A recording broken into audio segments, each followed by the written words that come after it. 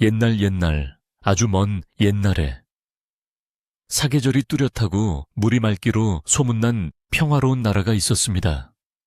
그 나라의 임금님은 백성들을 자식처럼 아끼고 사랑하여 나라 안에는 굶주리는 사람이 없었고 곳곳에서 웃음소리가 끊이지 않았습니다. 봄이면 진달래와 개나리가 온 산을 붉고 노랗게 물들였고 가을이면 황금빛 들판이 춤을 추는 그야말로 그림 속 풍경 같은 곳이었습니다. 사람들은 저마다 주어진 일에 부지런히 힘쓰며 이웃 간에 정을 나누고 콩 한 쪽도 나눠 먹는 넉넉한 인심을 가지고 살았습니다. 임금님이 사는 궁궐은 화려하기보다는 단아하고 기품이 있었으며 담장 너머로는 언제나 백성들의 안부를 묻는 따뜻한 시선이 머물곤 했습니다. 그러던 어느 화창한 봄날, 남쪽 먼 바다 건너 이웃 나라에서 귀한 사신들이 찾아온다는 소식이 전해졌습니다. 사신 일행은 단순히 왕에게 인사를 올리러 온 것이 아니라 두 나라 사이의 우정을 기념하기 위해 아주 특별하고 거대한 선물을 가져왔다고 했습니다. 궁궐 앞마당은 아침 일찍부터 사신들을 맞이할 준비로 분주했고 신하들은 옷매무새를 다듬으며 긴장한 표정으로 도열해 있었습니다. 멀리서 둥둥 북소리가 울리고 땅이 쿵쿵 울리는 소리가 들려오자 사람들은 무엇인가 거대한 것이 다가오고 있음을 직감했습니다. 그것은 이제껏 이 나라 사람들이 한 번도 보지 못한 신비롭고도 웅장한 동물의 발걸음 소리였습니다. 드디어 궁궐문이 활짝 열리고 사신들의 뒤를 이어 집채만한 회색빛 짐승의 모습을 드러냈습니다. 그 짐승의 몸집은 실로 어마어마하여 마치 작은 산 하나가 움직이는 듯했고 다리는 궁궐의 기둥보다도 굵고 튼튼해 보였습니다. 얼굴 가운데에는 뱀처럼 길게 늘어진 코가 자유자재로 움직였고 양옆에는 부채처럼 넓은 귀가 펄럭이며 바람을 일으켰습니다.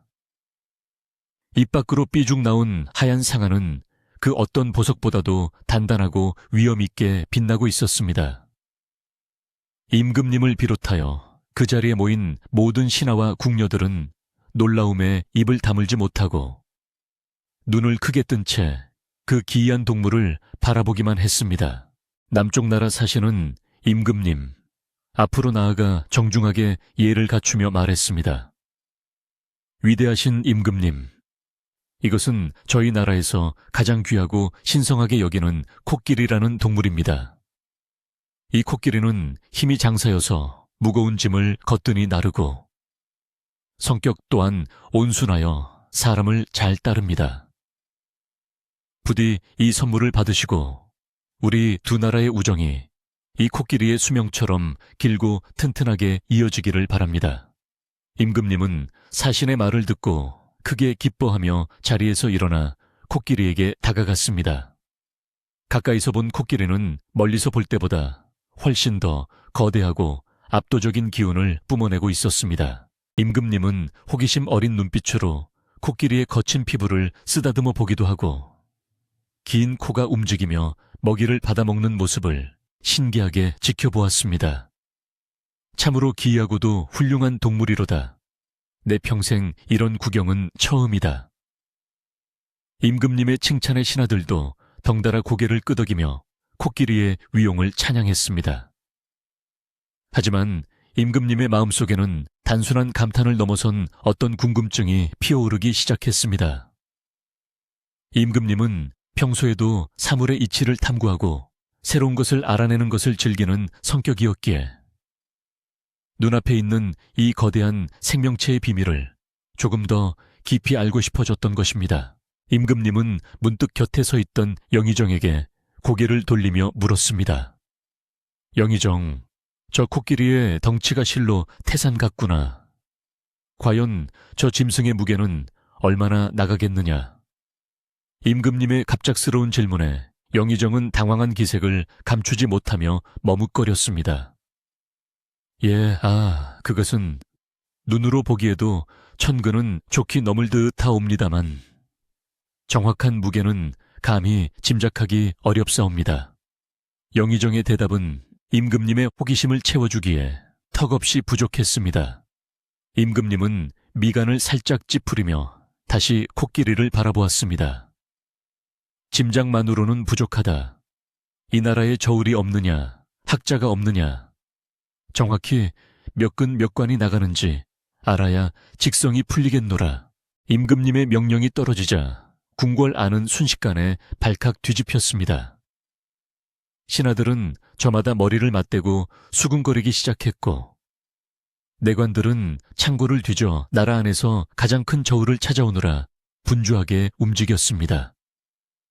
하지만 아무리 큰 저울이라 한들 쌀가마니 수십 개를 달 수 있을 뿐, 집채만 한 코끼리를 올려놓을 수 있는 저울은 어디에도 없었습니다.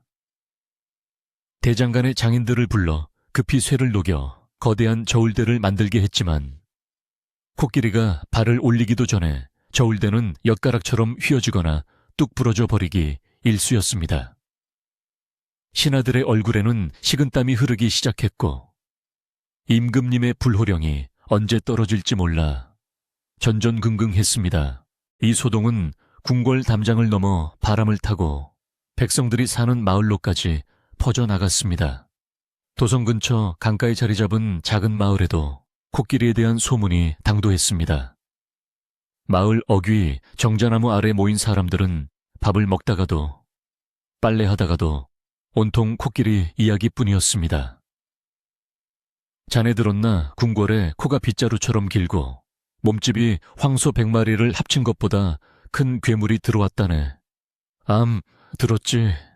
그런데 임금님께서 그 괴물의 무게를 알아오라고 하셔서 나라님들이 난리가 났다는구먼. 사람들은 신기해하면서도 한편으로는 해결할 수 없는 숙제를 떠안은 신하들을 고소해하기도 하고 걱정하기도 했습니다. 그 마을 강가에는 낡은 오두막집에 사는 바우라는 소년이 있었습니다. 바우는 어려서 부모님을 여의고 할아버지와 단둘이 살며 마을 유지에 물소를 돌보는 일을 하고 있었습니다.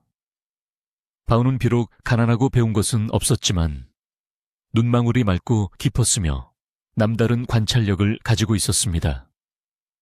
또래 아이들이 장난을 치며 뛰어놀 때 바우는 강물에 떠다니는 나무짚을 하염없이 바라보거나, 물소가 강을 건널 때 물의 흐름이 어떻게 변하는지를 유심히 지켜보곤 했습니다. 바우에게 세상 모든 것은 호기심의 대상이었고, 자연은 그에게 가장 훌륭한 스승이었습니다. 어느 날 오후, 바우는 여느 때처럼 물소들을 데리고 강가로 나왔습니다. 따스한 햇살이 강물 위로 부서져 내리고, 물소들은 시원한 강물에 몸을 담그며 한가롭게 풀을 뜯고 있었습니다. 바우는 강둑에 앉아 풀피리를 불며 물소들이 평화롭게 노니는 모습을 지켜보고 있었습니다. 그때 마을 어른들이 지나가며 나누는 이야기가 바우의 귀에 들어왔습니다. 글쎄, 대궐의 학사들이란 양반들이 그깟 코끼리 무게 하나를 못 재서 쩔쩔맨다지. 뭔가 코끼리를 들어 올리려고 큰 기둥을 세우다가 기둥이 부러져서 사람이 다칠 뻔했다더군. 바우는 피리를 불던 동작을 멈추고 어른들의 이야기에 귀를 기울였습니다. 어휴, 그 큰 짐승을 어떻게 들어서 잰단 말인가. 하늘에 매달 수도 없고 말이야. 임금님 성미도 참 급하시지. 억지로 안 되는 걸 시키시니 한 노인이 혀를 차며 말하자 옆에 있던 다른 사람이 맞장구를 쳤습니다. 그러게 말일세. 듣자 하니 사흘 안에 무게를 알아내지 못하면 담당 관리들이 큰 벌을 받을 거라는데, 엉뚱한 불똥이 우리 같은 백성들에게 튀지나 않을까 걱정이네. 어른들은 한참을 걱정하다가 혀를 끌끌 차며 마을 쪽으로 사라졌습니다. 바우는 다시 혼자가 되었지만 머릿속은 온통 코끼리와 무게라는 단어로 가득 찼습니다. 바우는 강물에 둥실 떠있는 나룻배를 바라보았습니다. 나룻배에는 짐을 가득 실은 상인들이 타고 있었는데, 짐을 실을 때마다 배가 물속으로 쑥 내려가는 모습이 보였습니다. 바우는 고개를 갸웃거렸습니다.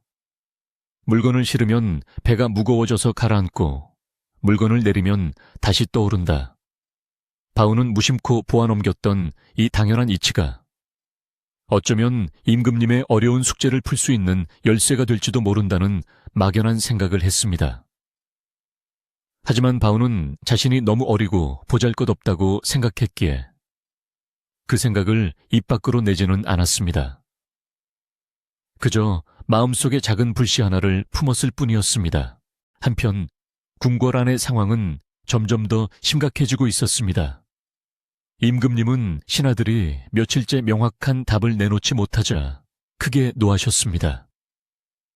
내 나라의 인재가 이렇게도 없단 말이냐. 글 꽤나 읽었다는 자들이 짐승 한 마리의 무게조차 재지 못하여 이리 우왕좌왕하다니 참으로 한심하구나. 임금님의 호통소리가 편전의 기둥을 울리고 신하들은 죄인처럼 고개를 숙인 채 벌벌 떨었습니다. 영의정은 식은땀을 닦으며 조심스럽게 아뢰었습니다. 전하 통촉하여 주시옵소서. 코끼리의 덩치가 워낙 거대하여 지상의 어떤 저울로도 잴 수가 없사옵니다. 하오나 신들이 밤을 새워서라도 반드시 방법을 찾아내겠나이다. 임금님은 화를 사기며 차갑게 말했습니다. 좋다. 내 너희에게 사흘의 시간을 더 주겠다. 그 안에 코끼리의 정확한 무게를 알아오지 못한다면 너희들의 녹봉을 감하고 엄히 문책할 것이다. 또한 이 문제를 해결하는 자가 있다면 신분고하를 막론하고 큰 상을 내릴 것이니 방을 붙여 널리 알리도록 하라. 임금님의 명이 떨어지자마자 궁궐 밖에는 방이 나붙었고 관리들은 마을마다 돌아다니며 이 소식을 알렸습니다.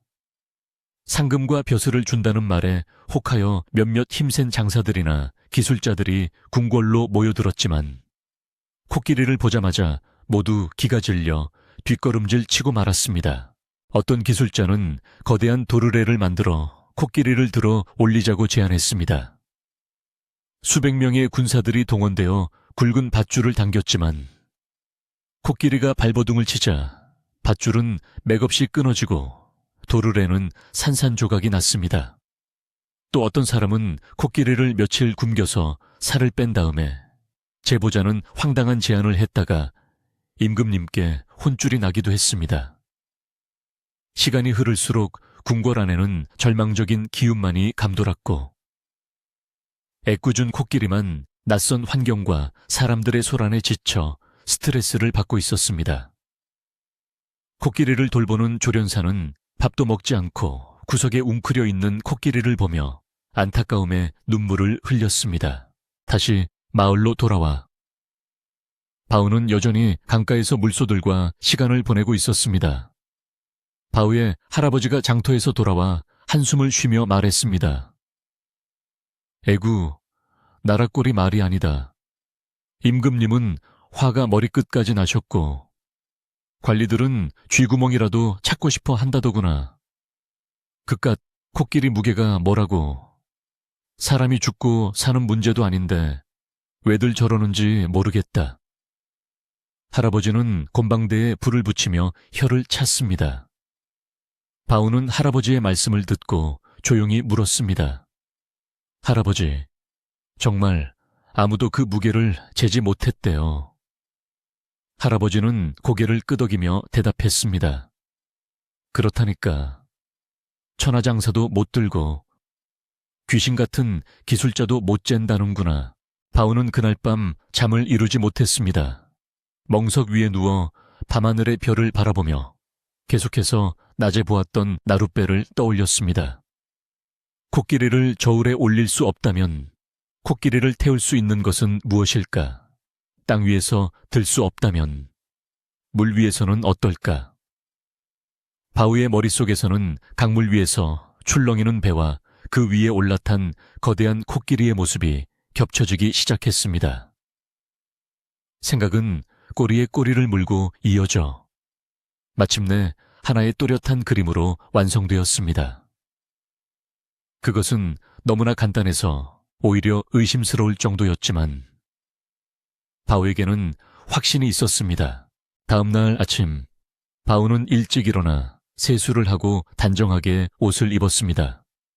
그리고 결심한 듯 할아버지에게 말했습니다.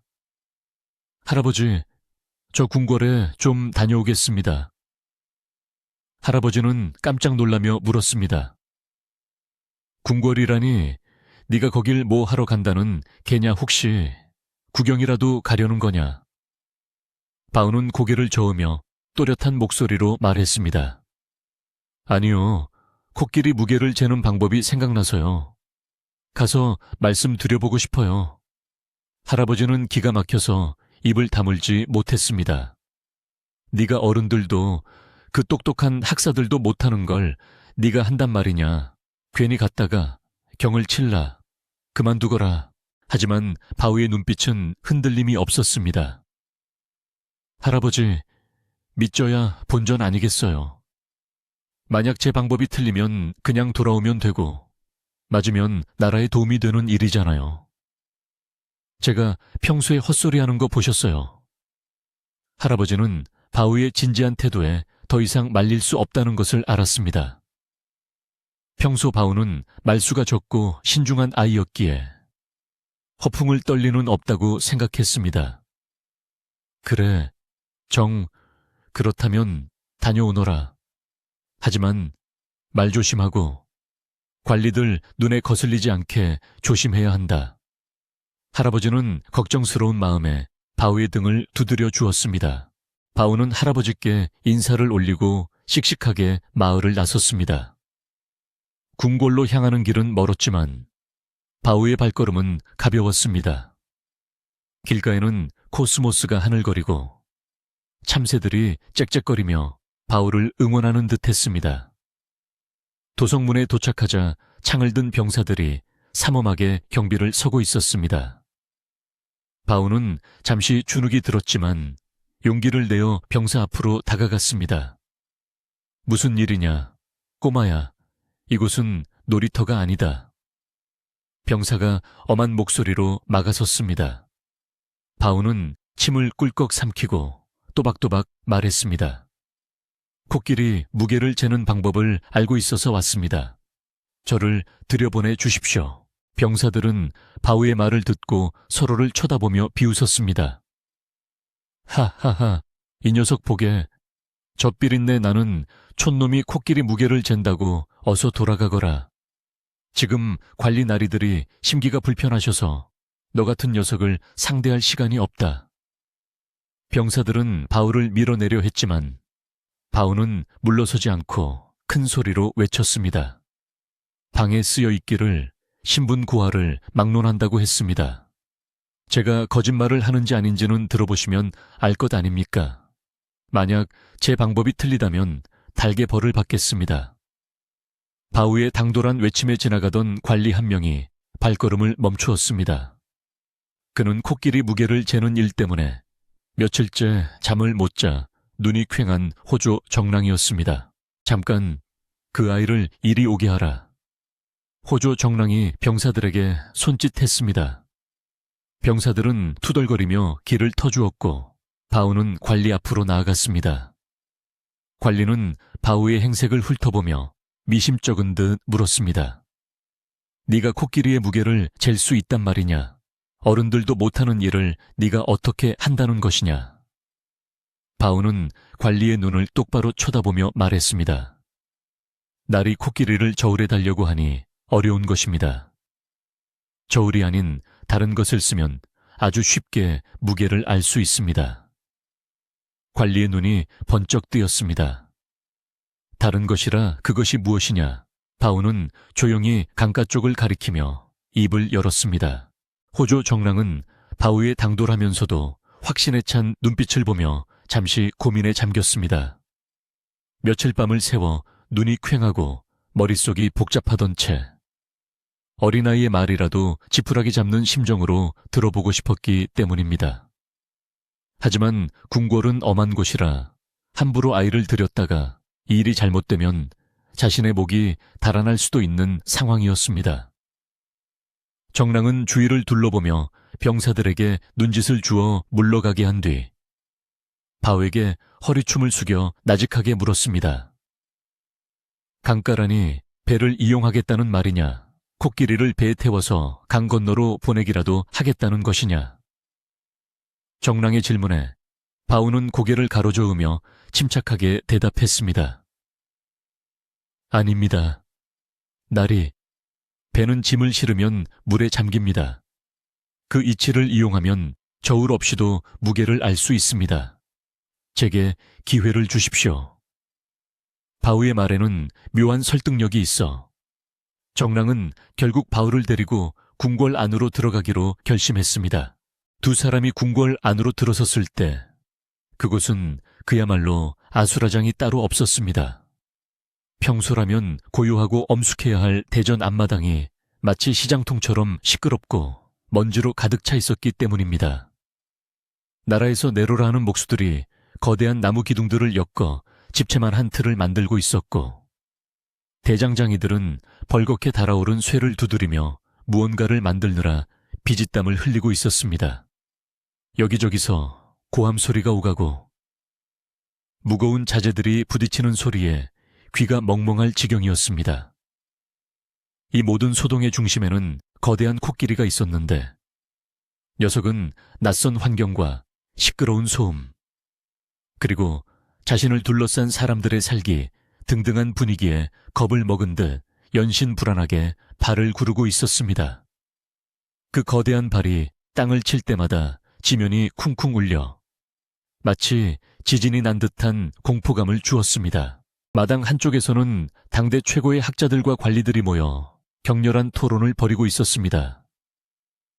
하지만 그것은 토론이라기보다는 서로의 책임을 떠넘기고 상대방의 무식을 탓하는 말싸움에 가까웠습니다. 이보시오. 대제학 영감 지렛대의 원리를 이용하면 지구도 들어 올린다더니 고작 코끼리 한 마리를 못 들어서 나무만 부러뜨렸소. 한 젊은 관리가 비아냥거리자 흰 수염이 성성한 노학자가 얼굴을 붉히며 소리쳤습니다.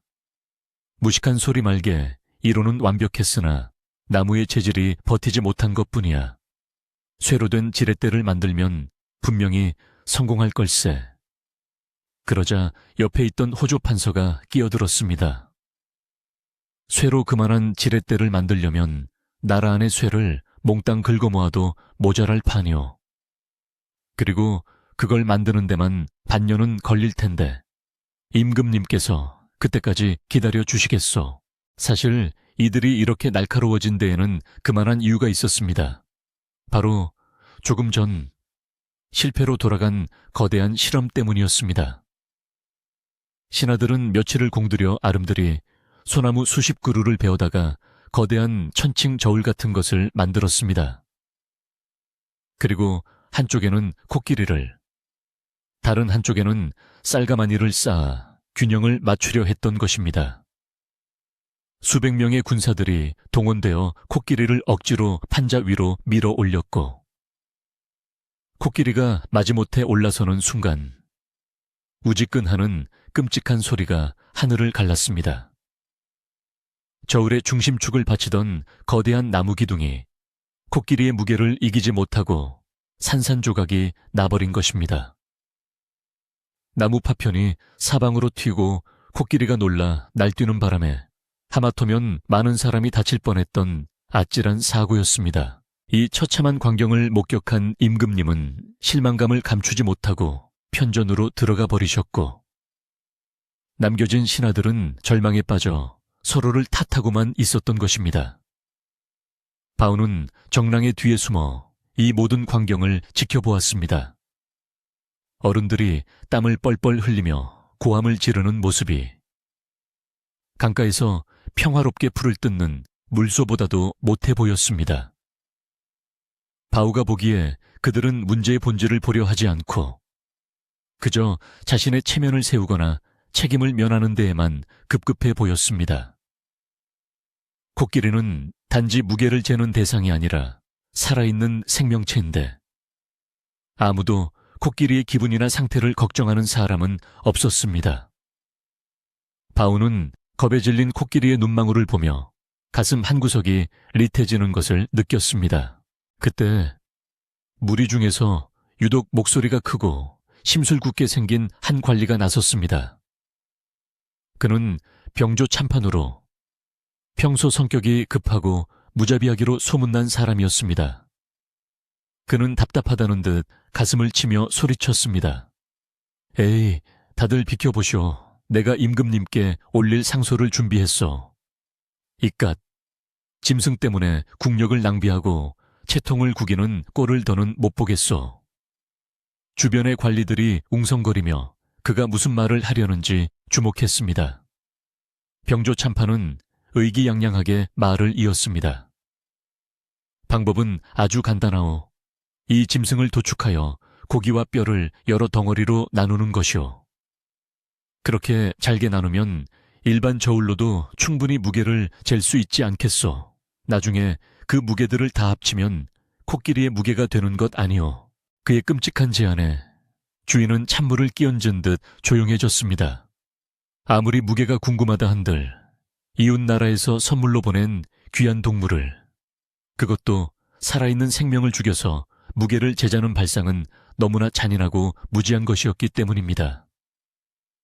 하지만 더 무서운 것은 그 자리에 있던 일부 관리들이 고개를 끄덕이며 그 말에 동조하려 한다는 사실이었습니다. 하긴 기한은 다가오고 방법은 없으니 어차피 짐승인데 죽여서라도 임금님의 명을 받드는 게 낫지 않겠소. 절박함에 눈이 먼 신하들은 도덕과 이성을 잃어가고 있었습니다. 구석에서 코끼리를 돌보던 조련사는 그 말을 듣고 얼굴이 사색이 되어 코끼리의 다리를 끌어안고 털썩 주저앉았습니다. 그때였습니다. 안 됩니다. 그것은 천부당 만부당한 말씀입니다. 쩌렁쩌렁한 목소리가 울려 퍼지며 한 노인이 무리 앞으로 걸어 나왔습니다. 그는 은퇴한 옛 스승으로 임금님도 존경해 마지 않는 대학자였습니다. 노인은 지팡이로 땅을 내리치며 병조 참판을 꾸짖었습니다. 어찌 사람의 탈을 쓰고 그런 흉측한 말을 내뱉는가? 저 동물은 이웃나라와의 우정을 상징하는 사절이다. 그것을 죽여 무게를 잰다면 우리는 이웃나라의 믿음을 배신하는 것이요. 생명을 경시하는 야만인임을 스스로 증명하는 꼴이 된다. 무게를 알지 못하는 무능함보다 생명을 해치는 잔인함이 더 큰 죄라는 것을 모른단 말인가. 노학자의 서슬퍼런 꾸짖음에 병조 참판은 얼굴이 불그락푸르락해져서 입을 다물었습니다. 동조하던 다른 관리들도 슬그머니 고개를 돌리며 헛기침을 했습니다. 하지만 분위기는 여전히 무거웠습니다. 노학자의 말은 100번 옳았지만 그렇다고 해서 코끼리의 무게를 잴 뾰족한 수가 생긴 것은 아니었기 때문입니다. 해는 서산으로 뉘엿뉘엿 넘어가고 있었고 붉은 노을이 코끼리의 거대한 그림자를 길게 들이우자 궁궐 안에는 더욱 짙은 불안감이 엄습했습니다. 임금님이 주신 기한은 이제 겨우 하루밖에 남지 않았습니다. 내일 정오까지 답을 내놓지 못하면 여기 있는 모든 사람은 엄벌을 면치 못할 것이 분명했습니다. 이 소식은 삽시간에 궁궐 담을 넘어 바우가 사는 마을까지 전해졌습니다. 우물가에 모인 아낙네들은 물동이를 내려놓고 수군거렸습니다. 세상에 병조 참판 대감이 코끼리를 토막내자고 했다며 정말 무시무시한 세상이야. 그러게 말이야. 그 큰 짐승이 죽어서 원한이라도 품으면 이 나라에 가뭄이 들거나 역병이 돌지도 몰라. 마을 사람들은 단순한 호기심을 넘어 공포를 느끼기 시작했습니다. 자연과 더불어 살아가는 순박한 사람들에게 거대한 짐승을 죽인다는 것은 재앙을 부르는 일처럼 느껴졌기 때문입니다. 마을 어귀에 당산나무 아래 앉아있던 촌장 할아버지는 긴 담뱃대를 털며 혀를 찼습니다. 쯔쯔쯔, 사람의 욕심이 끝이 없구나. 억지로 하려다가는 탈이 나는 법인데 순리를 거스르려 하니 저런 사단이 나지. 다시 궁궐 안 바울을 데려온 호조 정랑은 난감한 표정으로 서 있었습니다. 살벌한 분위기 속에서 감히 어린아이를 내세웠다가는 자신마저 웃음거리가 되거나 화를 입을 것 같았기 때문입니다. 바울은 정랑의 옷자락을 살며시 잡아당기며 작은 목소리로 말했습니다. 날이 저분들이 싸우는 동안 시간만 가고 있습니다. 코끼리도 지쳐 보이고요. 제가 가서 말씀드리면 안 될까요? 정랑은 바우의 얼굴을 내려다 보았습니다. 두려움 없이 맑은 눈동자에는 지혜가 반짝이고 있었습니다. 정랑은 마른 침을 한번 삼키고는 결단을 내렸습니다. 어차피 이대로 가면 다 죽은 목숨이다. 이 아이의 기지에 운명을 걸어보자. 정랑은 바울을 이끌고 사람들이 모여있는 곳으로 성큼성큼 걸어갔습니다. 잠시만 제 말을 들어보십시오. 정랑의 외침에 논쟁을 벌이던 관리들의 시선이 일제히 그에게로 쏠렸습니다. 그리고 그의 옆에 서 있는 조그만 소년. 바울을 발견하고는 의아한 표정을 지었습니다. 병조 참판이 눈을 부라리며 소리쳤습니다. 호조 정랑, 지금 상황이 어떤지 모르고 잡상인을 끌고 온 것이오. 저 꾀죄죄한 아이는 또 뭐란 말이오. 병조 참판의 호통에 주변 관리들도 웅성거리며 불만을 터뜨렸습니다. 신성한 대궐에 저런 촌놈을 들이다니 정랑이 실성을 한 게 아닌가. 하지만 정랑은 물러서지 않고 큰 소리로 말했습니다. 이 아이가 코끼리 무게를 잴 방도를 안다고 하여 데려왔습니다. 우리 중 누구도 해결책을 내놓지 못하고 있는데 아이의 말이라도 들어봐야 하지 않겠습니까? 그 말에 좌중은 잠시 침묵하다가 곧이어 폭소를 터뜨렸습니다. 으하하하 지나가던 개가 웃을 일이로다. 천하의 학사들도 못 푸는 문제를 저 삐린내 나는 어린애가 푼다고. 정랑, 자네가 급하긴 급한 모양이구만. 지푸라기가 아니라 썩은 동아줄을 잡았어. 조소와 비난이 쏟아졌지만 바우는 기죽지 않고 또렷한 눈으로 어른들을 바라보았습니다. 바우는 한 발짝 앞으로 나서며 공손하지만 당당하게 입을 열었습니다. 어른들의 말씀이 맞을지도 모릅니다. 저는 글도 모르고 힘도 약합니다. 하지만 제가 강가에서 매일 보는 배와 물은 거짓말을 하지 않습니다. 나무를 부러뜨리지 않고도 코끼리를 아프게 하지 않고도 무게를 잴 수 있습니다. 제게 필요한 것은 큰 배 한 척과 주먹만한 돌멩이들 뿐입니다. 바우의 목소리는 크지 않았지만 소란스러운 장내를 뚫고 사람들의 귓가에 정확하게 꽂혔습니다. 배와 돌멩이라는 엉뚱한 단어에 사람들의 웃음소리가 잦아들고 호기심 어린 침묵이 흐르기 시작했습니다. 그때 멀리서 이 모든 상황을 지켜보고 있던 이가 있었습니다. 바로 임금님이었습니다.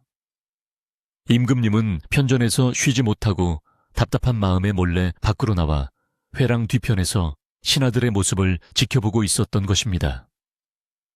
병조 참판의 잔인한 제안에 분노하고 노학자의 꾸짖음에 고개를 끄덕이던 임금님은 갑자기 나타난 소년의 당돌한 발언에 귀가 솔깃해졌습니다. 배와 돌멩이라 도대체 그것으로 무엇을 하겠다는 것인고. 임금님은 내관에게 손짓하여 저 아이를 가까이 부르라고 명했습니다. 전하께서 납시오. 내관의 가느다란 목소리가 울려 퍼지자 왁자지껄하던 마당은 순식간에 찬물을 끼얹은 듯 조용해졌습니다. 신하들은 황급히 허리를 숙여 길을 터주었고 바우와 정랑은 바닥에 엎드렸습니다. 임금님은 천천히 걸어나와 바우 앞에 섰습니다. 고개를 들라 임금님의 부드러운 음성에 바우는 조심스럽게 고개를 들었습니다. 임금님은 바우의 맑은 눈을 들여다보며 물으셨습니다. 내 이름이 무엇이냐? 바우라고 하옵니다. 그래, 바우야. 네가 정말 이 코끼리의 무게를 잴 수 있단 말이냐? 만약 허풍이라면 내 너를 크게 꾸짖을 것이다. 바우는 떨지 않고 대답했습니다. 저나 소인은 거짓을 고할 줄 모릅니다. 강물은 만물에게 공평하여 무거운 것을 띄우면 그만큼 가라앉습니다. 그 이치를 이용하면 코끼리 아니라 태산의 무게라도 잴 수 있을 것입니다. 부디 저를 믿고 강가로 코끼리를 옮겨주십시오. 임금님은 바우의 말에서 어떤 확신을 느꼈습니다. 그리고 이 어린 소년의 입에서 나온 공평과 이치라는 말이 며칠간 들었던 그 어떤 신하들의 말보다도 지혜롭게 들렸습니다. 임금님은 잠시 생각에 잠기시더니 단호한 목소리로 명령을 내렸습니다. 조다, 내 이 아이의 말을 믿어보겠다. 여봐라, 당장 코끼리를 이 아이가 말하는 강가로 이동시켜라. 그리고 관선 중 가장 큰 배를 준비하고 주변의 돌멩이들을 모으도록 하라. 임금님의 명령이 떨어지자 신하들은 깜짝 놀랐지만 감히 토를 달 수는 없었습니다. 병조 참판은 못마땅한 표정으로 혀를 찼지만 정랑은 안도의 한숨을 내쉬었습니다. 궁궐의 거대한 문이 다시 열리고 코끼리와 수많은 군사 그리고 관리들의 행렬이 강가를 향해 움직이기 시작했습니다. 소식은 바람보다 빨리 퍼져 마을 사람들도 하나둘씩 강가로 모여들었습니다. 임금님께서 직접 나오신데 그 꼬마 녀석이 정말 무슨 수를 낸 모양이야. 강가는 구경 나온 백성들로 인산인해를 이루었습니다. 해는 이제 거의 다 저물어 하늘은 붉은색과 보라색이 뒤섞인 신비로운 빛깔을 띠고 있었습니다. 강물은 저녁 노을을 받아 황금빛으로 일렁겼고 그 위에 띄워진 거대한 나룻배 한 척이 출렁거리고 있었습니다. 바우는 수많은 사람들의 시선을 한 몸에 받으며 강둑에 섰습니다. 그의 작은 어깨에는 나라의 운명과 코끼리의 생명이 달려 있었습니다. 하지만 바우의 마음은 이상하리만치 차분했습니다. 그는 강물을 바라보며 속으로 생각했습니다. 할아버지, 그리고 물소야, 나에게 힘을 줘. 자연이 가르쳐준 대로만 하면 분명히 해낼 수 있을 거야. 바우는 심호흡을 크게 한번 하고는 옆에 서 있는 조련사 아저씨에게 고개를 끄덕여 신호를 보냈습니다. 이제 막 어둠이 깔리기 시작한 강가에서 누구도 상상하지 못했던 지혜의 대결이 펼쳐지려 하고 있었습니다. 사람들은 숨을 죽이고 이 어린 소년이 펼쳐 보일 마법 같은 순간을 기다렸습니다. 강계에는 어느덧 짙은 어둠이 내려앉기 시작했습니다. 해가 지고 서쪽 하늘에 남아있던 붉은 노을마저 사라지자 강바람은 한층 더 차가워졌고 사람들의 옷깃을 파고들었습니다. 임금님의 명에 따라 군사들은 서둘러 횃불을 밝히기 시작했습니다. 수백 개의 횃불이 강가를 따라 길게 늘어서자 검푸른 강물 위로 붉은 불빛이 어지럽게 춤을 추며 장관을 이루었습니다. 낮 동안의 소란스러움은 밤의 정막과 섞여 묘한 긴장감을 자아냈고 사람들의 얼굴은 횃불 조명을 받아 그림자가 짙게 드리워졌습니다. 구경 나온 백성들은 추위도 잊은 채 강가에 정박된 거대한 나룻배와 그 앞에 선 작은 소년을 숨죽여 지켜보고 있었습니다. 임금님은 강둑에 마련된 의자에 앉아 침묵을 지키고 계셨지만 그 뒤에 서 있는 신하들의 마음은 타들어가고 있었습니다. 특히 아까 코끼리를 도축하자고 주장했던 병조 참판은 초조함을 감추지 못하고 발을 동동 구르며 불만을 터뜨렸습니다. 어이 오조 정랑, 이 추운 밤에 도대체 무엇을 하려는 게요? 저 어린 녀석이 배 위에서 굿이라도 버리겠다는 것이오. 시간이 금쪽 같은데 이런 장난질에 놀아나다니. 나중에 임금님께서 노하시면 자네가 다 책임질 텐가. 그의 목소리는 강바람을 타고 날카롭게 퍼졌고 주위에 있던 다른 관리들도 동조하듯 혀를 찼습니다. 그들은 여전히 바우의 방법을 이해하지 못했고 믿으려 하지도 않았습니다. 바우는 어른들의 비난 섞인 수군거림을 들었지만 흔들리지 않고 뱃사공에게 다가갔습니다. 평생 노를 저어온 늙은 뱃사공조차 거대한 코끼리를 배에 태운다는 생각에 겁을 먹고 손을 떨고 있었습니다. 바우는 뱃사공의 거친 손을 잡으며 따뜻하게 말했습니다. 할아버지, 걱정하지 마세요. 우리는 강을 건너려는 게 아니에요. 그저 배를 잠시 강기슬게 단단히 묶어두기만 하면 됩니다. 배가 흔들리지 않게 밧줄을 팽팽하게 잡아매 주세요. 소년의 차분한 목소리에 뱃사공은 묘한 안도감을 느끼며 고개를 끄덕였습니다. 곧이어 뱃사공과 군사들이 합심하여 굵은 밧줄로 배를 감가 버드나무와 말뚝에 단단히 고정했습니다. 이제 코끼리를 배 위로 올려주십시오. 바우의 외침이 떨어지자 조련사가 코끼리를 이끌고 배 쪽으로 다가갔습니다. 육중한 코끼리가 강가에 놓인 넓은 판자를 밟자 끼익 하는 소리와 함께 판자가 휘어질 듯 위태로워 보였습니다.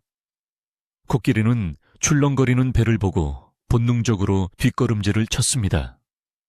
거대한 짐승이 겁을 먹고 요동치자 구경하던 사람들은 비명을 지르며 뒤로 물러났고 횃불을 든 군사들도 당황하여 우왕좌왕했습니다. 자칫하면 코끼리가 강물에 빠지거나 배가 뒤집힐 수도 있는 일촉즉발의 상황이었습니다. 병조 참판은 이때다 싶어 소리쳤습니다. 그것 봐라. 짐승이 배를 탈 리가 있느냐. 당장 멈추지 않으면 큰 사고가 날 것이다. 하지만 조련사는 포기하지 않고 주머니에서 코끼리가 좋아하는 과일을 꺼내 달래기 시작했습니다. 바우도 옆에서 코끼리의 다리를 쓰다듬으며 낮은 목소리로 속삭였습니다. 괜찮아. 조금만 참아줘. 너를 아프게 하려는 게 아니야. 네가 얼마나 대단한지 보여주기만 하면 돼. 신기하게도 바우의 진심이 통했는지 아니면 조련사의 노련함 덕분인지 코끼리는 점차 안정을 되찾았습니다. 코끼리는 조심스럽게 한 발, 두 발 판자를 건너 배 위로 올라섰습니다. 쿵컷해 하는 묵직한 소리와 함께 배가 크게 휘청거렸고 강물이 뱃전에 세차게 부딪혔습니다. 지켜보던 사람들은 모두 마른 침을 삼키며 그 광경을 응시했습니다. 코끼리가 완전히 배 위에 올라서자 배는 그 엄청난 무게를 이기지 못하고 물속으로 쑥 가라앉았습니다. 뱃전 찰랑찰랑한 곳까지 강물이 차올라 금방이라도 물이 넘어들 것만 같았습니다. 배는 삐그덕거리는 소리를 내며 힘겹게 무게를 버티고 있었습니다. 바우는 재빨리 배의 가장자리로 다가가 엎드렸습니다. 그리고 손에 쥐고 있던 날카로운 돌멩이 조각을 들어 배의 옆면에 갖다 대었습니다. 바우의 눈은 매서운 독수리처럼 수면과 배가 만나는 지점을 노려보고 있었습니다. 출렁이는 물결 때문에 정확한 선을 긋기가 쉽지 않았지만 바우는 숨을 멈추고 집중했습니다. 지금입니다. 물이 닿는 곳을 표시해야 합니다. 바우는 스스로에게 말하듯 중얼거리고는 강물 수면이 닿아 있는 바의 옆면에 길고 뚜렷한 선을 그었습니다. 슥, 슥. 나무 긁히는 소리가 정적을 깼습니다. 바우는 혹시라도 실수가 있을까봐 배의 왼쪽과 오른쪽 그리고 앞뒤 모두에 꼼꼼하게 표시를 남겼습니다. 검은 배의 표면에 하얀 생책이 같은 선이 선명하게 드러났습니다. 이것이 바로 바우가 찾아낸 무게의 기록이자 아무도 풀지 못한 숙제의 답안지였습니다. 표시를 다 마친 바우는 자리에서 일어나 흙 묻은 손을 털며 외쳤습니다. 됐습니다. 이제 코끼리를 다시 땅으로 내려주십시오. 바우의 말에 사람들은 어리둥절한 표정을 지었습니다. 고생해서 태운 코끼리를 무게도 재지 않고 다시 내리라니 도무지 영문을 알 수 없었기 때문입니다. 웅성거리는 소리가 커지는 가운데 조련사는 다시 코끼리를 달래어 배 밖으로 데리고 나왔습니다. 코끼리가 배에서 내려오자 짓눌려 있던 배는 억눌렸던 숨을 토해내듯 쑥 하고 다시 물 위로 떠올랐습니다. 아까 그어놓은 하얀 선은 이제 수면보다 한참 위로 올라와 공중에 둥둥 떠 있었습니다. 배는 다시 가벼워져 강물 위에서 한가롭게 춤을 추고 있었지만 사람들의 머릿속은 혼란으로 가득 찼습니다. 그 순간 참고 있던 병조 참판이 폭발하고 말았습니다. 그는 씩씩거리며 바우에게 달려와 삿대질을 해댔습니다. 이 고얀 놈, 지금 임금님과 우리를 능멸하는 것이냐? 기껏 배에 태웠다가 도로 내리면 무게는 언제 잰단 말이냐? 저울도 없이 배에 줄 하나 그어놓고 장난을 쳐 여봐라. 당장 이놈을 포박하라. 국법을 우습게 안죄를 엄히 물을 것이다. 병조 참판의 호통에 군사들이 주춤주춤 바울을 향해 다가왔습니다. 호조 정랑이 막아보려 했지만 성난 참판의 기세에 눌려 입을 떼지 못했습니다. 분위기는 순식간에 험악해졌고 구경하던 마을 사람들도 아이고 저 어린 것이 큰일 났네 하며 발을 동동 구를 뿐이었습니다. 바우는 억울하고 두려운 마음이 들었지만 여기서 물러서면 모든 것이 수포로 돌아간다는 것을 알았습니다. 바우는 다가오는 군사들 앞에서도 물러서지 않고 임금님이 계신 쪽을 향해 큰 소리로 외쳤습니다. 전하, 아직 끝나지 않았습니다. 저 선이 바로 코끼리의 무게입니다. 제게 조금만 더 시간을 주십시오. 바우의 절박한 외침이 강가에 울려 퍼졌습니다. 임금님은 자리에서 일어나 병조 참판을 향해 손을 들어 제지하셨습니다. 멈추어라. 아이의 말이 끝나지 않았다. 그 입 다물고 끝까지 지켜보는 것이 신화된 도리일 것이다. 바우야, 계속하거라. 저 손으로 어떻게 무게를 안단 말이냐. 임금님의 엄명에 병조 참판은 붉어진 얼굴로 씩씩거리며 뒤로 물러났습니다. 바우는 안도의 한숨을 내쉬며 다시 배 쪽을 가리켰습니다. 전하, 그리고 여러분, 아까 코끼리가 탔을 때 배가 저 선까지 내려갔습니다. 그것은 코끼리의 무게만큼 배가 눌렸기 때문입니다.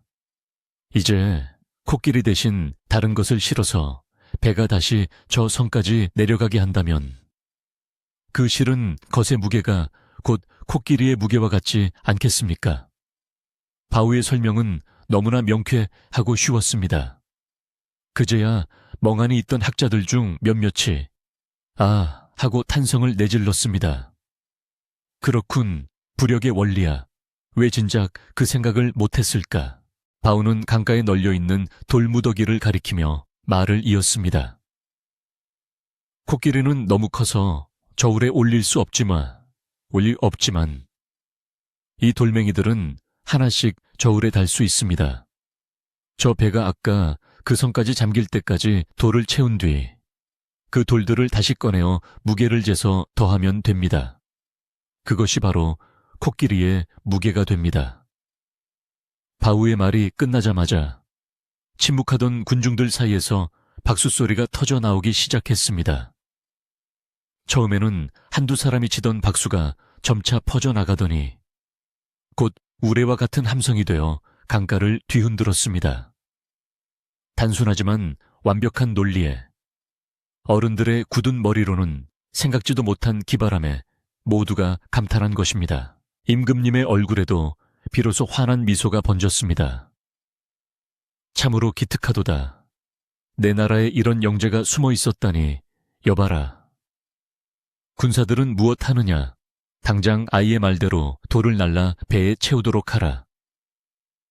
임금님의 명령이 떨어지자 아까까지 바울을 잡으려던 군사들이 쏜살같이 움직이기 시작했습니다.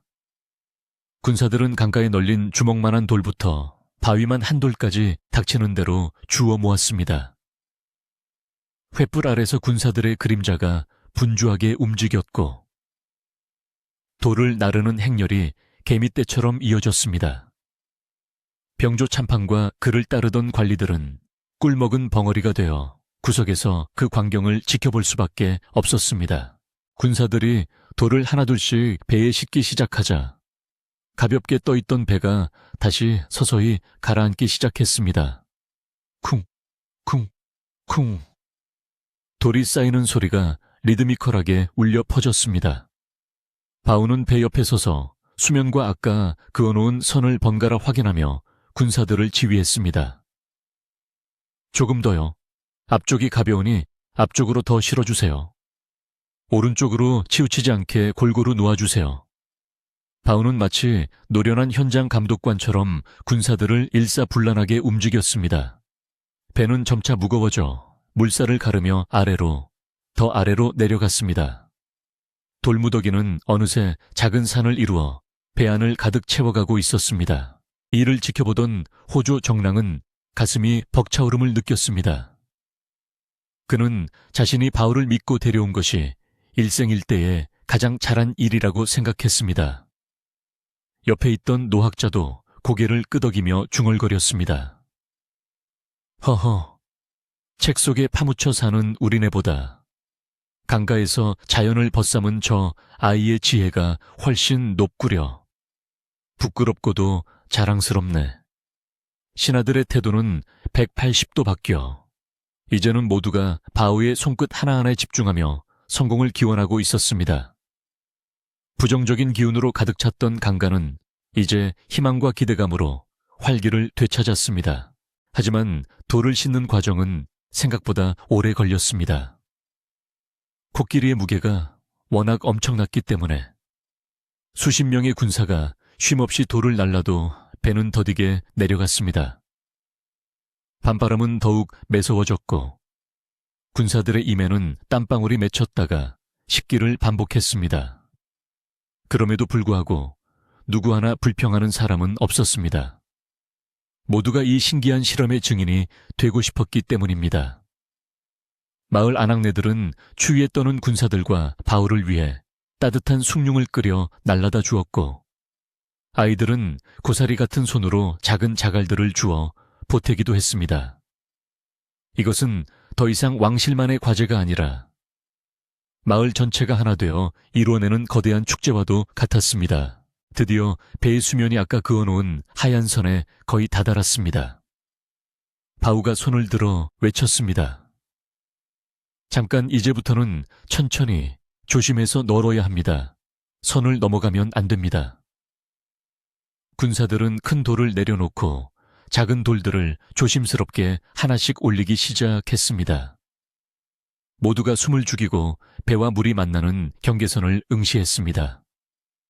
찰랑이는 강물이 하얀 선을 핥듯이 넘실거렸습니다. 돌 하나가 더 올라가자 배가 미세하게 내려앉았습니다. 또 돌 하나가 올라갔습니다.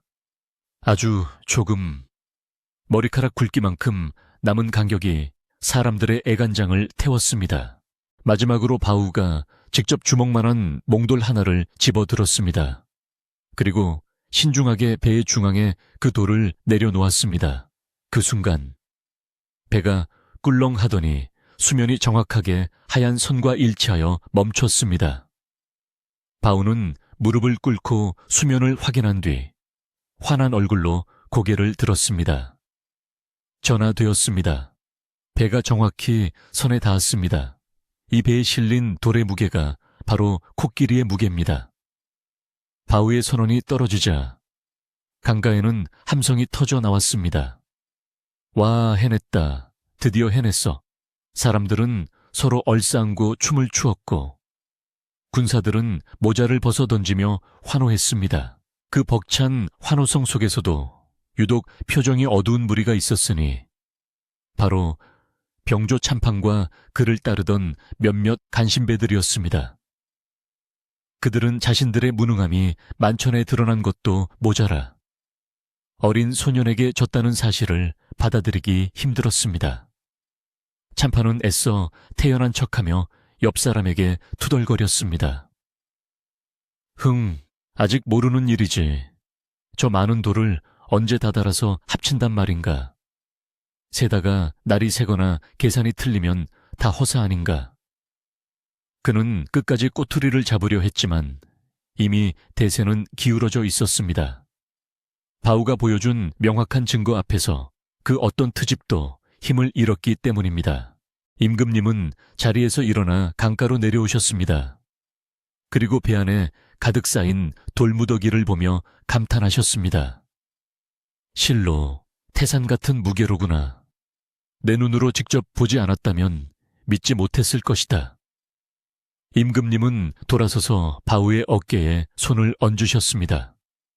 임금님의 따뜻한 손길에 바우는 긴장이 풀리며 다리에 힘이 풀릴 뻔했습니다. 바우야, 네가 해냈다. 이제 남은 것은 저 돌들을 저울에 달아 셈하는 일뿐이구나. 이것은 호조의 관리들이 가장 잘하는 일이니 그들에게 맡기도록 하자. 임금님의 말씀에 호조 정랑과 관리들은 예, 전하신들이 신속하고 정확하게 처리하겠나이다 하고 힘차게 대답했습니다. 이제 상황은 완전히 정리되었습니다. 코끼리 무게 제기라는 불가능해 보였던 난제는 바우의 기지로 해결의 실마리를 찾았습니다. 하지만 이야기는 아직 끝나지 않았습니다. 수만 개에 달하는 돌멩이들을 하나하나 저울에 달고 그 숫자를 모두 더해 정확한 무게를 산출하는 지루하고도 중요한 과정이 남아있었기 때문입니다. 그리고 그 결과가 나왔을 때 이 사건을 일으킨 장본인들, 즉 무능하고 오만한 관리들에 대한 임금님의 처분 또한 기다리고 있었습니다. 밤은 깊어 자정을 향해 가고 있었지만 궁궐의 호조청 불빛은 꺼질 줄 몰랐고 강가의 흥분 또한 쉽게 가라앉지 않았습니다. 바우는 그제야 밀려오는 피로를 느꼈습니다. 긴장이 풀리자 배에서도 꼬르륵 소리가 났습니다. 할아버지가 걱정스러운 눈빛으로 군중 틈에서 바우를 바라보고 계신 것이 보였습니다. 바우는 할아버지에게 희미하게 웃어 보였습니다. 거대한 코끼리는 이제 배에서 내려져 안정을 취하고 있었고 자신을 대신해 배를 채운 돌무더기를 무심하게 바라보고 있었습니다. 마치 자신을 힘들게 했던 인간들의 소동이 끝났음을 알고 있는 듯 했습니다. 바우는 밤하늘을 올려다 보았습니다. 별들이 쏟아질 듯 반짝이며 바우를 칭찬하고 있는 것 같았습니다. 강가에는 수천 개의 횃불이 대낮처럼 환하게 밝혀져 있었지만 밤 공기는 여전히 차갑고 매서웠습니다. 하지만 그곳에 모인 사람들의 열기만큼은 한여름의 태양보다 더 뜨겁게 타오르고 있었습니다. 바우의 지혜로 배에 가득 실린 돌들은 이제 단순한 돌멩이가 아니라 나라의 근심을 덜어줄 보물단지처럼 여겨졌습니다. 임금님의 명이 떨어지자마자 호조의 관리들과 군사들은 지체 없이 움직이기 시작했습니다. 그들은 강가의 넓은 멍석을 깔고 나라 안에서 징발해온 크고 작은 저울들을 일렬로 늘어놓았습니다. 자, 시작하라 하나도 빠짐없이 정확하게 달아야 한다. 호조 정랑의 우렁찬 목소리와 함께 역사적인 계량이 시작되었습니다. 배에서 돌을 꺼내는 작업은 생각보다 고된 일이었습니다. 군사들은 배와 강둑 사이에 놓인 발판을 오가며 등짐으로 혹은 지게로 돌을 날랐습니다. 영차 군사들의 구령 소리가 강물 소리와 섞여 노동요처럼 울려 퍼졌습니다. 돌이 하나씩 배에서 빠져나올 때마다 물속 깊이 잠겨있던 배는 아주 조금씩 하지만 확실하게 위로 떠올랐습니다. 그것은 마치 무거운 짐을 벗어버린 사람의 어깨가 가벼워지는 것과 같은 모습이었습니다. 사람들은 배가 떠오르는 모습을 보며 자신들의 마음속을 짓누르던 걱정도 함께 사라지는 듯한 해방감을 느꼈습니다. 멍석 위에서는 다그락다그락 하는 저울추 부딪히는 소리가 요란하게 들려왔습니다. 서기들은 붓을 들고 서서 관리들이 불러주는 숫자를 받아 적느라 눈코 뜰 새가 없었습니다. 이쪽은 20근, 저쪽은 닷근, 반. 여기는 큰 바위라 50근이요. 여기저기서 외치는 숫자들로 강가는 거대한 장터처럼 시끌벅적했습니다. 평소라면 엄숙하고 권위적이었을 관리들도 옷소매를 걷어붙이고 땀을 뻘뻘 흘리며 돌을 날랐습니다. 그들의 얼굴에는 피로감보다는 난제를 해결하고 있다는 자부심과 성취감이 붉게 피어올랐습니다. 이 광경을 지켜보던 마을 사람들도 가만히 있을 수 없었습니다. 처음에는 구경만 하던 젊은 장정들이 하나둘 나서서 군사들의 짐을 덜어주기 시작했습니다. 나리, 제가 돕겠습니다. 이깟 돌덩이쯤이야 식은 죽 먹기지요. 장정들이 힘을 보태자 작업 속도는 훨씬 빨라졌습니다.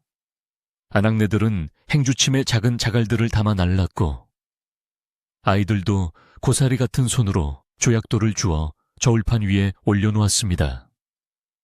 신분도 나이도 상관없이 모두가 하나 되어 움직이는 모습은 실로 감동적이었습니다. 임금님은 그 모습을 흐뭇하게 바라보며 곁에 선 내관에게 말씀하셨습니다. 보아라, 백성의 힘이 모이니 태산도 옮길 기세로구나. 저 아이의 지혜가 내 백성을 하나로 묶어주었어. 하지만 이 흥겨운 축제 현장에서도 심사가 뒤틀린 사람이 있었으니 여전히 병조 참판이었습니다. 그는 팔짱을 낀 채 삐딱하게 서서 작업 과정을 매의 눈으로 감시하고 있었습니다. 어떻게든 실수를 찾아내어 판을 뒤집고 싶었기 때문입니다. 그는 땀 흘리는 군사들에게 다가가 고함을 질렀습니다. 이놈들 똑바로 재고 있는 개냐 저울 눈금을 속이면 엄벌에 처할 것이다. 저기 저 돌은 흙이 묻어있지 않느냐. 흙 무게까지 칠 셈이냐. 그의 트집은 끝이 없었고 묵묵히 일하던 사람들의 눈살을 찌푸리게 했습니다. 참판은 자신의 권위가 무너진 것을 견딜 수 없었고 어린아이에게 졌다는 패배감에 사로잡혀 있었습니다. 참판은 급기야 기록을 담당하던 서기에게 다가가 장부를 빼앗으려 들었습니다. 어디 보자. 숫자를 부풀린 게 아니냐. 돌멩이 몇 개로 코끼리 무게가 나온다는 게 말이 되느냐. 그때 누군가 참판의 손목을 단단히 움켜쥐었습니다. 놀라서 돌아보니 호조 정랑이 결연한 표정으로 서 있었습니다. 평소 참판의 기세에 눌려 지내던 정랑이었지만 이번만큼은 물러서지 않았습니다. 참판 대감, 업무를 방해하지 마십시오. 지금 모든 백성과 전하께서 지켜보고 계십니다. 부정을 저지르는 것은 우리가 아니라 억지를 부리는 대감이십니다. 정랑의 단호한 말에 주변의 관리들도 동조하며 참판을 애워쌌습니다. 그 소란을 들으신 임금님께서 천천히 그들 쪽으로 걸어오셨습니다. 무슨 소란이냐? 임금님의 낮은 목소리에 좌중은 찬물을 끼얹은 듯 조용해졌습니다. 참판은 억울하다는 듯 엎드려 고했습니다. 전하 소신은 그저 정확함을 기하기 위해 단속하고 있었을 뿐이옵니다. 저들이 아예 꾀임에 넘어가 국정을 장난처럼 여기는 것이 심히 염려되옵니다. 임금님은 차가운 눈빛으로 참판을 내려다 보셨습니다. 그리고 조용하지만 엄엄한 어조로 꾸짖으셨습니다. 그대는 아직도 깨닫지 못했는가? 그대는 칼과 힘으로만 세상을 보려 하니 부드러움이 강함을 이기는 이치를 모르는도다. 저 아이는 생명을 살리고 난제를 풀었으나 그대는 생명을 죽이자 하였고 지금은 백성의 노고를 폄하하고 있다. 임금님은 한숨을 내쉬며 말씀을 이으셨습니다. 그대의 충심이 나라를 위함인 줄은 아나 그 방법이 틀렸다. 그대는 지금 당장 이 자리에서 물러나 근신하며 스스로의 오만함을 돌아보도록 하라. 이것은 명이 아니라 그대를 아끼는 군주로서의 권고다. 임금님의 서리빨 같은 명령에 참파는 얼굴이 흑빛이 되었습니다. 더 이상 변명할 여지가 없음을 깨달은 그는 부들부들 떨며 절을 올리고는 도망치듯 어둠 속으로 사라졌습니다. 알터니가 빠진 듯 현장의 분위기는 한층 더 밝고 활기차게 변했습니다. 사람들은 눈짓으로 쾌재를 부르며 다시 작업에 열중했습니다. 시간은 흘러 밤이 깊었고 배에 실려있던 돌들이 거의 다 바닥을 드러냈습니다. 마침내 마지막 돌멩이 하나가 저울에 올라가고 서기가 마지막 숫자를 장부에 적어 넣었습니다. 호조 정랑은 떨리는 손으로 장부를 넘기며 주판을 튀겼습니다. 타닥, 타닥, 탁. 정적 속에서 주판을 튀는 소리만이 유난히 크게 들렸습니다. 수천 번의 덧셈 끝에 정랑의 손가락이 멈추었습니다. 그는 믿기지 않는다는 듯 숫자를 다시 확인하고는 벅찬 얼굴로 임금님 앞으로 나아갔습니다. 전하 계량이 끝났사옵니다. 모든 사람의 시선이 정랑의 입에 쏠렸습니다. 바우도, 할아버지도, 마을 사람들도 침을 꼴깍 삼키며 결과를 기다렸습니다. 정랑은 목을 가다듬고 큰 소리로 외쳤습니다. 돌들의 총무게는 12,500근이옵니다. 와, 함성이 강변을 뒤흔들었습니다. 12,500근, 상상조차 할 수 없는 엄청난 숫자였습니다. 쌀가마니로 치면 수백 개가 넘는 무게였습니다. 사람들은 그제야 코끼리라는 동물이 얼마나 거대한 존재인지 실감할 수 있었습니다. 그리고 그 엄청난 무게를 배 한 척과 돌멩이로 알아낸 바우의 지혜에 다시금 감탄했습니다. 임금님은 고개를 끄덕이며 만족스러운 미소를 지으셨습니다. 12,500근이라 과연 내 평생 들어본 무게 중 가장 무거운 것이로구나. 수고했다. 모두가 수고했어. 임금님은 바우를 가까이 부르셨습니다. 바우는 수많은 사람 앞이라 부끄러웠지만 할아버지의 손을 잡고 쭈뼛쭈뼛 임금님 앞으로 나갔습니다. 임금님은 바우의 머리를 쓰다듬어 주셨습니다. 네가 오늘 큰일을 해냈다. 너의 지혜가 아니었다면 우리는 아직도 탁상공론만 하며 서로를 탓하고 있었을 것이다. 내 공이 크니 내 궁으로 돌아가 논공 행상을 하여 너에게 큰 상을 내릴 것이다. 바우는 넙죽절을 하며 말했습니다. 황공하옵니다, 전하. 저는 그저 배가 물에 뜨는 것을 보고 말씀드린 것뿐입니다. 고생은 군사님들과 어른들이 다 하셨습니다. 바우의 겸손한 태도에 주변의 어른들은 흐뭇한 미소를 지었습니다. 임금님은 기특하다는 듯 허허 웃으시며 신하들에게 명을 내리셨습니다. 오늘 밤은 참으로 기쁜 밤이다. 이대로 헤어지기 아쉬우니 관아의 창고를 열어라.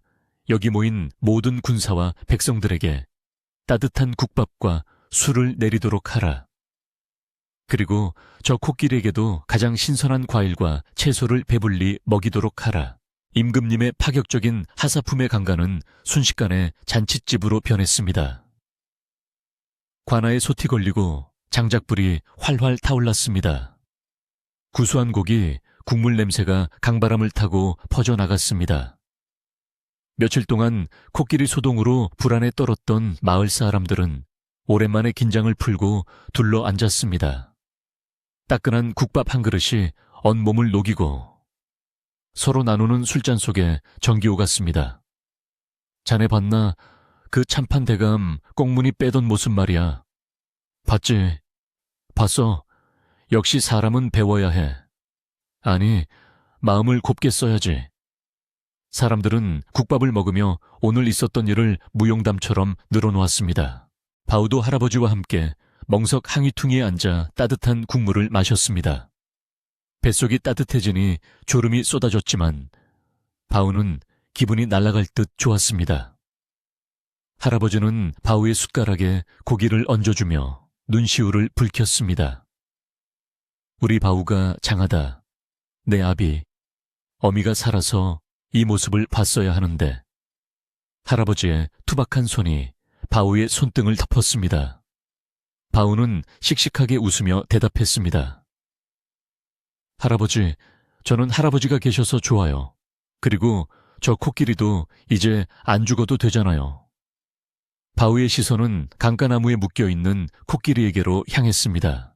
코끼리도 이제는 안정을 되찾았는지 조련사가 가져다준 호박과 사과를 긴 코로 말아 맛있게 먹고 있었습니다. 오도독 오도독 씹는 소리가 경쾌하게 들렸습니다. 사람들은 더 이상 코끼리를 괴물이라고 부르지 않았습니다. 아이들은 코끼리 근처로 다가가 우와, 코로 먹는다, 귀가 진짜 크다 하며 신기해했고, 어른들도 저놈 참 밥 한번 시원하게 먹네 하며 껄껄 웃었습니다. 공포의 대상이었던 거대한 짐승은 이제 마을의 귀한 손님이 되어 사람들과 어우러지고 있었습니다. 조련사도 그제야 마음을 놓고 코끼리의 등을 쓰다듬으며 감사의 눈빛을 바우에게 보냈습니다. 밤하늘에는 별들이 보석처럼 박혀 있었고 강물은 달빛을 받아 은비늘처럼 반짝였습니다.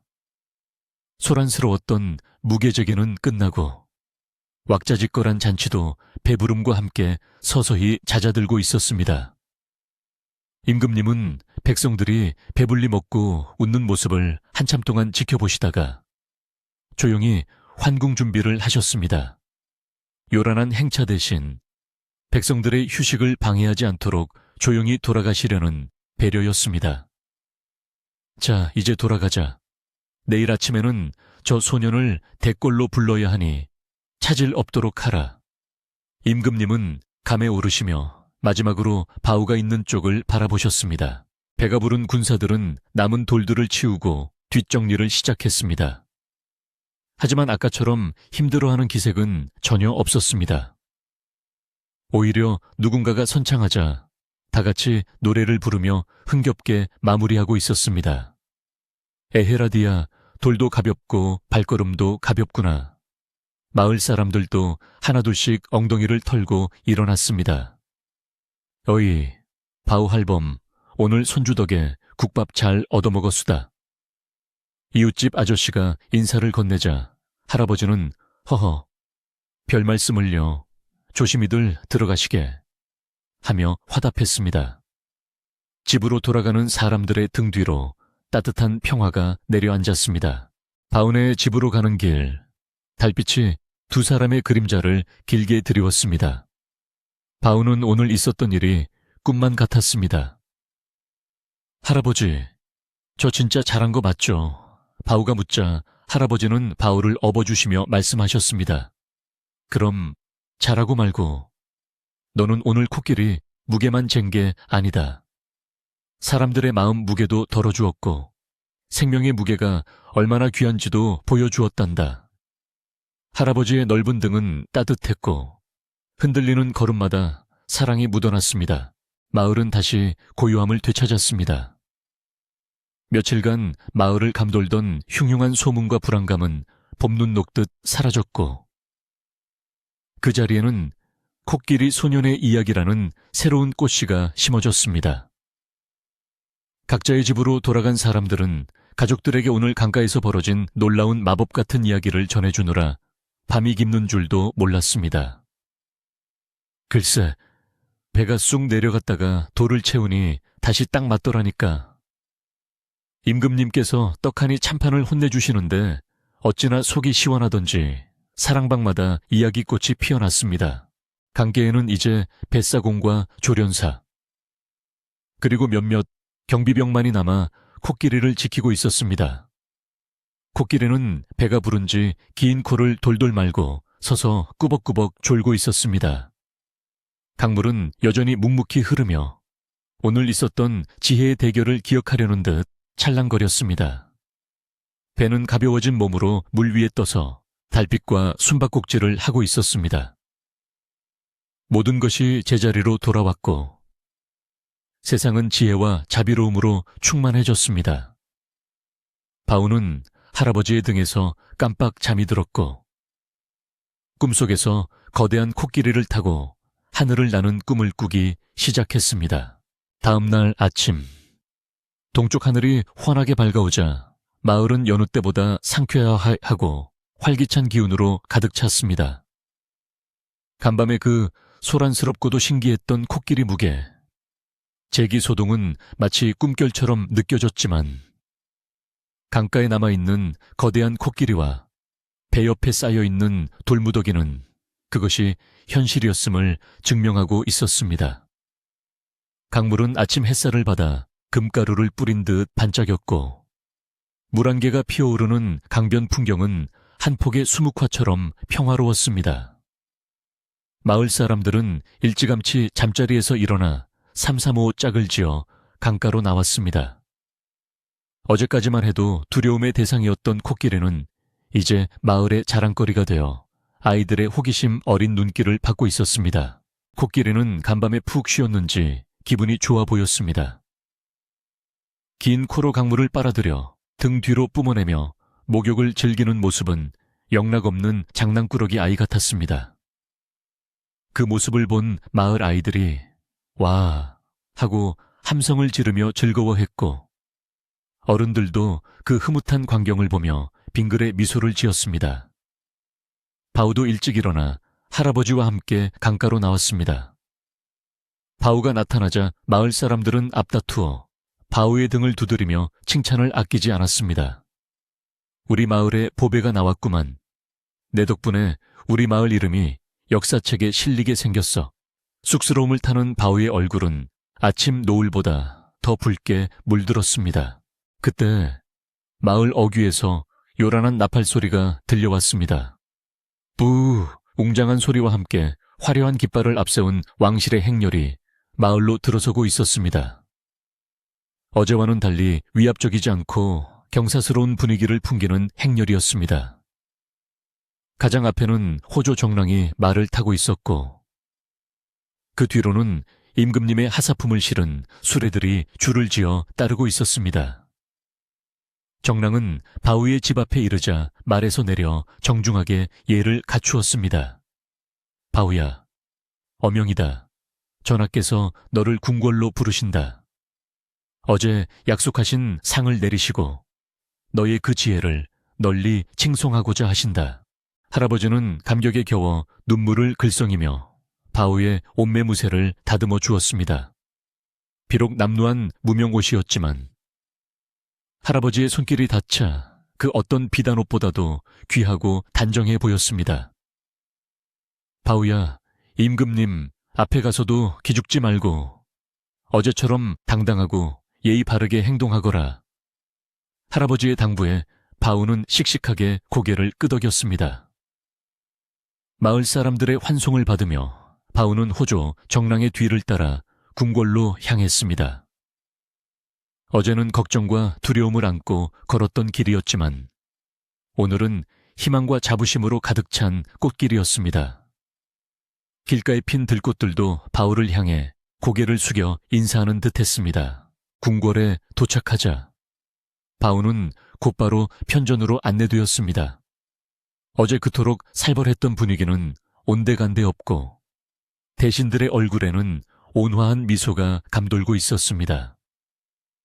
임금님은 용상에 앉아 계시다가 바우가 들어오자 환하게 웃으며 맞이해 주셨습니다.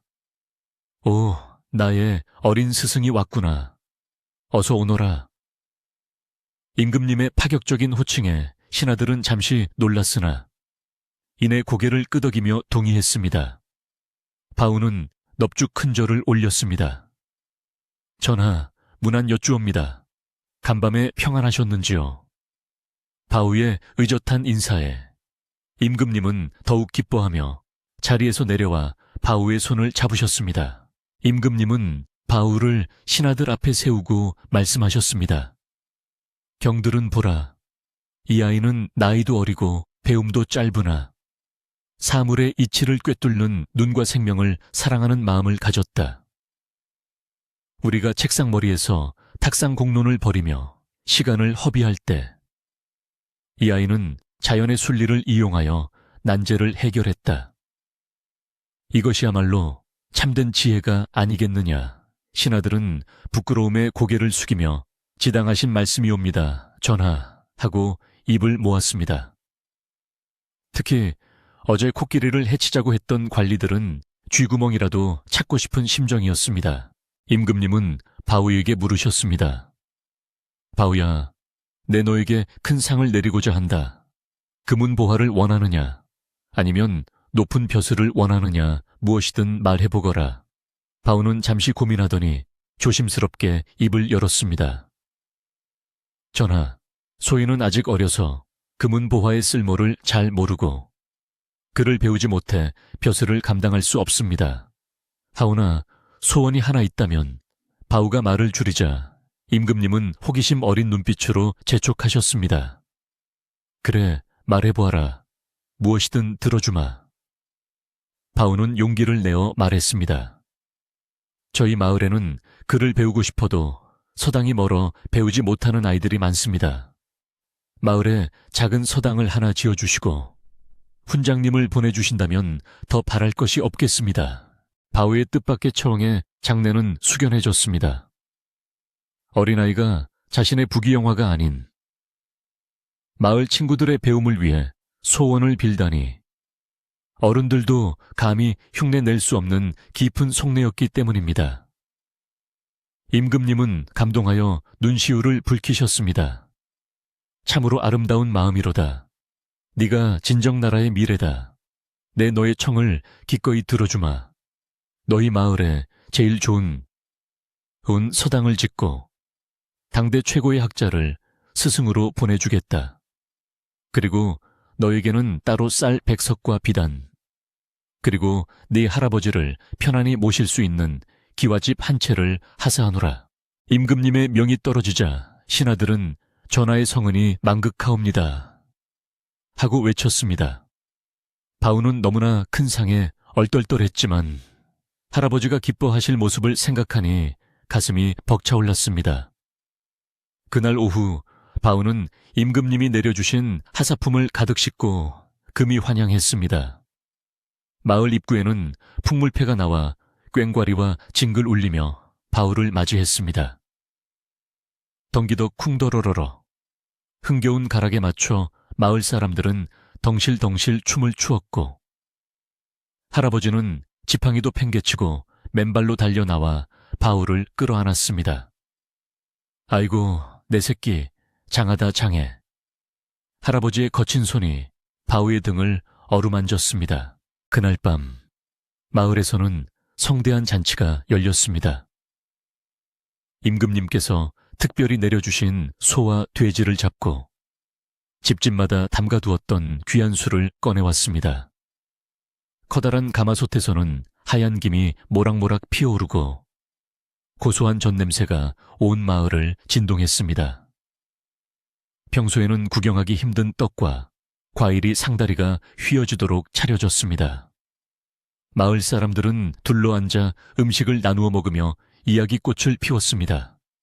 누구 하나 소외되는 사람 없이 가난한 이도 부유한 이도 모두가 평등하게 배부르고 행복한 밤이었습니다. 잔치 마당 한가운데서는 바우의 무용담이 끊이지 않았습니다. 바우가 임금님 앞에서 하나도 안 떨고 또박또박 말했다지. 그 콧대 높은 병조 참판이 바우 앞에서 꼼짝도 못했다더군. 사람들의 이야기는 살이 붙고부터 어느새 바우는 전설 속의 영웅처럼 묘사되고 있었습니다. 바우는 쑥스러워 친구들 틈에 숨어 있었지만 친구들은 야, 나중에 서당 생기면 나도 너처럼 똑똑해질 수 있는 거야 하며 바우를 부러운 눈으로 바라보았습니다. 바우는 친구들에게 고개를 끄덕이며 그럼 우리 같이 공부해서 훌륭한 사람이 되자 하고 약속했습니다. 한편 마을의 또 다른 주인공인 코끼리도 이날만큼은 호사를 누렸습니다. 마을 사람들은 코끼리를 위해 가장 신선한 과일과 채소를 산더미처럼 쌓아주었습니다. 코끼리는 긴 코로 사과와 배를 집어먹으며 기분 좋은 듯 귀를 팔랑거렸습니다. 조련사는 마을 사람들에게 코끼리의 습성에 대해 설명해주며 아이들을 코끼리 등에 태워주기도 했습니다. 처음에는 무서워하던 아이들도 코끼리의 따뜻한 청과 부드러운 눈망울을 보고 금세 친구가 되었습니다.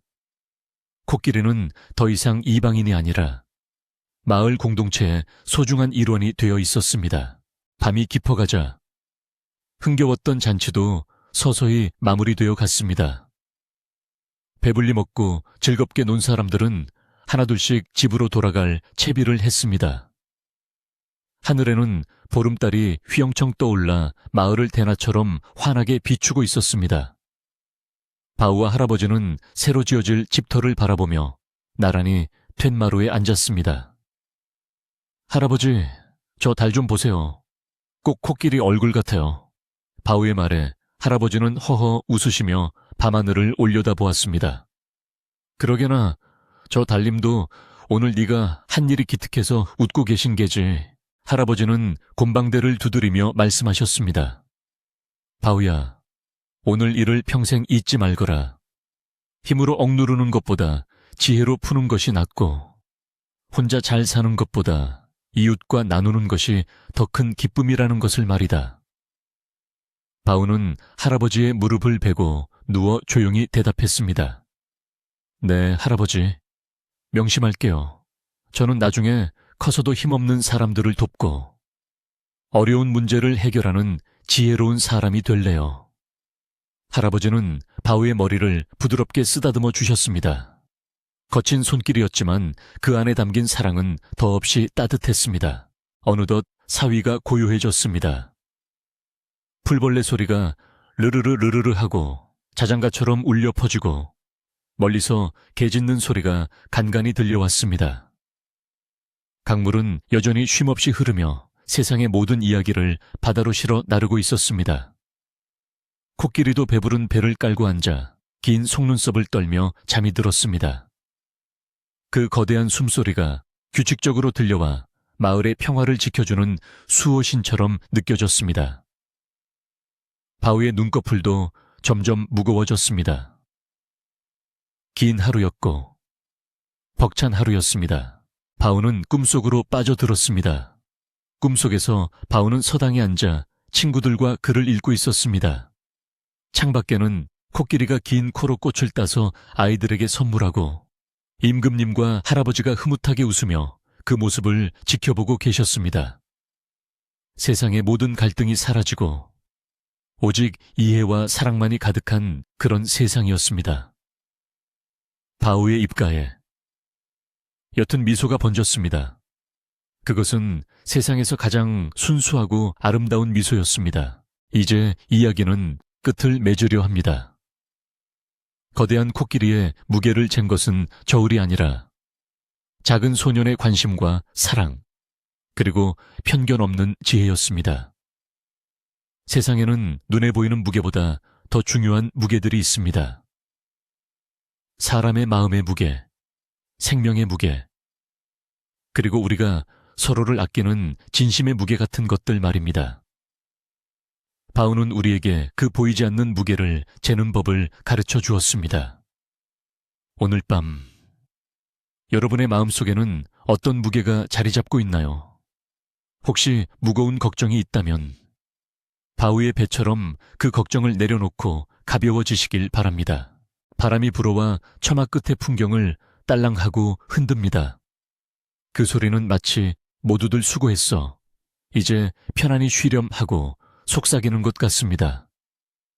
마을의 불빛들이 하나둘 꺼지고 온 세상이 달빛 아래 포근한 어둠 속으로 잠겨듭니다. 내일은 또 내일의 태양이 떠오르고 새로운 이야기가 시작될 것입니다.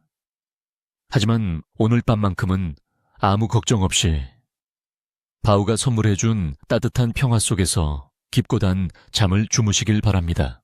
옛날 이야기는 여기서 끝이 나지만 그 지혜와 따뜻함은 여러분의 꿈속까지 이어질 것입니다. 저 달님이 여러분의 창가를 비추며 좋은 꿈을 꾸라고 지켜주고 있습니다. 강물 소리, 바람 소리, 풀벌레 소리를 벗삼아 편안하게 눈을 감으세요. 세상에서 가장 평온하고 행복한 밤이 여러분을 기다리고 있습니다. 모두들 안녕히 주무세요.